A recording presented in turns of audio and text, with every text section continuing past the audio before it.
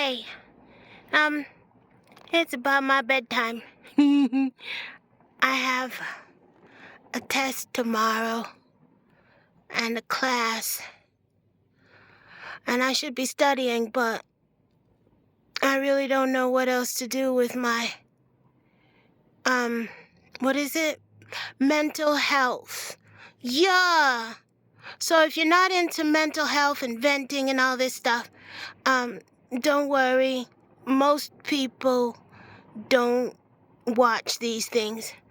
Yeah, 'cause for one thing, I'm an amateur. For another thing, it looks more like I should be doing a talk on plant life.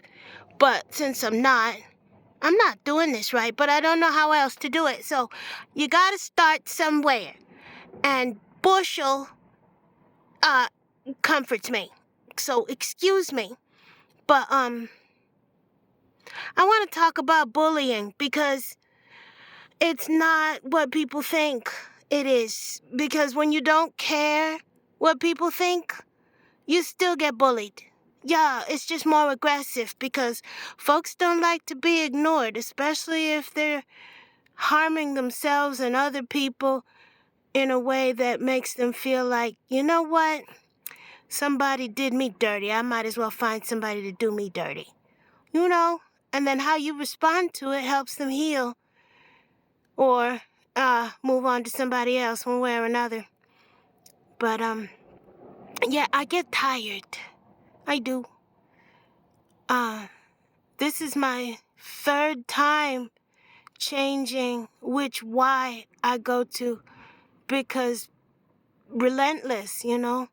And it's different groups of people, many of whom are, or a few of whom are triggered by whatever conversation is going on about someone they don't have the courage to have a conversation with. So I came to the gym when it opened, thinking I wouldn't be in anybody's way 'cause it's early. Well, apparently I was in somebody's way. And, I was in the dressing room. I'd washed my hair, so it took a little longer in the shower. And I was combing out my hair, which is not easy. I don't have the blow dry and I'm done kind of hair, you know? I've got the kind of hair that breaks a comb if you're not careful, if the parts are too... I'm saying, okay, you see this tree? If you took a comb and went to one of its branches and pulled it through, it wouldn't get very far. Well, that's that's my hair. Yeah, and even after it's combed out, it looks like a bushel, right? So I have to braid it in order to give it some sort of, what do you call it? Management. Yeah, I'm in management, by the way. I'm unemployed, but I'm actually management material. I just don't deal with people very well because they don't deal with me very well, and I don't like to be triggered. Anyway, so I'm minding my own beeswax and doing my thing, and someone is disturbed by how long I'm taking. Now, granted, I took a while, but the place wasn't crowded. It was 6 o'clock in the morning. Who the flip cares, right? Plus, I've been in these areas a lot longer than I was today. But okay, so a couple of visits and banging on the door and we want you to come out or find somebody to get you out and blah, blah, blah. And so I come out. Nobody was there. So I went back in to finish my hair. Ooh. Anyway, so when I got done, I put my stuff in my vehicle and I went to talk to whichever director was on site. And the poor thing was, I listened. You know, I asked the question, what exactly were you told? And the way that person moved, the head and everything, and it was just bizarre. But I maintained eye contact until the person was done. And of course, there was defense for what was done. And I launched myself into the usual story of how harassed women believe they need to be toward me. That was a bad sentence, but I'm distracted because I'm holding my phone at an odd angle in order to respect privacy and everything. Anyway, so what can I say? Everywhere, everyone. It's not that way, but because the few people who do pick on me are so aggressive with it and in search of support, people get uncomfortable and nervous. So it's a situation where I'm strong enough not to take it personal. But at the same time, it keeps me out of a job because people don't want to deal with the bothersome people I attract attention from. Even though I don't know them, they don't know me. But based on conversations with whomever they consider reliable sources, I don't have a job, I don't have a place to live. And I've been through all the resources, so what can I say? Next year will be 20 years since I was first listed among the homeless. Now, usually people tell me, oh, I've been homeless, but it's a few weeks, it's a few months, might be a year or two. But for me, this is a career. And I really don't know what to do with unintended expertise, but I wish there was a support system for women harassed by women. And when I say that, it's not this cutesy, delusional stuff that people go through. He said, she said, they said, we said. No, it's deeper than that. I mean, women have been offended by me since I was a little girl. And I don't know where it's coming from. And I don't care where it's coming from. It's just, it shouldn't be so much of a big deal that I don't get a job. And of course, without a job, there's no, where am I going to get money to get housing? And then I tell people housing is connected to inappropriate activity. They don't want to hear about it, even though the local news reported it as trafficking. Okay? All right. So if people are in a certain line of work and they extend help to someone who isn't, they see that as a threat because if it's not, it's all or nothing, right? They don't want any divergence, right? So imagine the Borg. Yeah. And divergence. Nobody wants anybody having any ideas contaminating the rest of the system. So I get to stay out. And fortunately, I started employment in 1983 when there were a lot more restrictions. So being a law-abiding, tax-paying citizen meant something. Experience meant something. There was an opportunity for people older to actually get more money based on experience because education is not experience, right?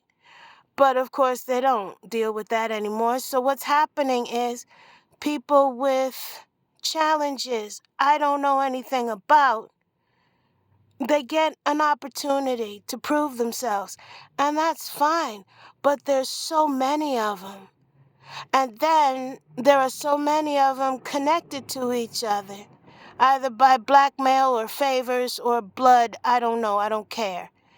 So the rules change in terms of qualifications. And okay, I get it. I've already worked 40 years. It's nobody's fault I don't have any money. But I didn't save because of all the crisis that was coming to my attention. And it was coming to my attention to prove that I'm just like everybody else. And of course I am. Only difference is I don't get that close to people. So if you've never been partnered and you've never been pregnant, people get suspicious about you and whether or not you're judging them. And they don't give you a chance to explain because they don't want to be recruited for whatever religious or cult like lifestyle I might be living. So, I mean, I'm stuck. Nobody talks to me. Nobody wants to talk to me. And I don't know what else to do with people, right?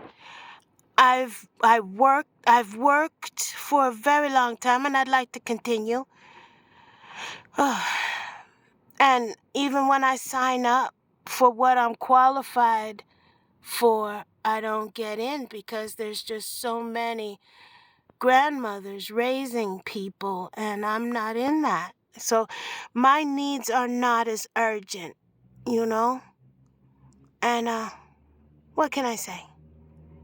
My therapist left the building. The person I used to talk to for mental health when I got overwhelmed, she quit the clinic. The same clinic where my primary care physician, who now thinks I'm delusional and will not hear from me again because I have a lung infection.